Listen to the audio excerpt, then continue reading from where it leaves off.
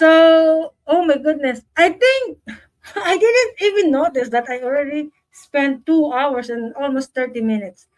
So, guys, thank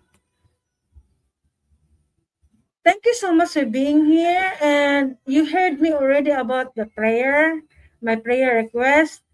You know, the prayer request is the boat, the transaction tomorrow is the boat, and the kids ministry in Baud. This is the summarize of everything. Okay?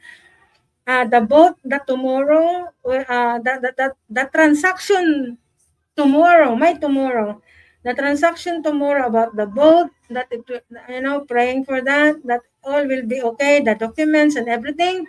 And the Baud is the fixing the area that it fits for the kids, that they will not stumble for the stone, that all of that, they can uh, feel okay with the place, to have this bench and table for them, doing Bible study. Please pray for that. And also my marriage, Charles and me, to be together physically. Praying for that. And also the reaching out, bringing the church to the island. Bringing the church to the island with this boat that I'm going to buy. Pray for that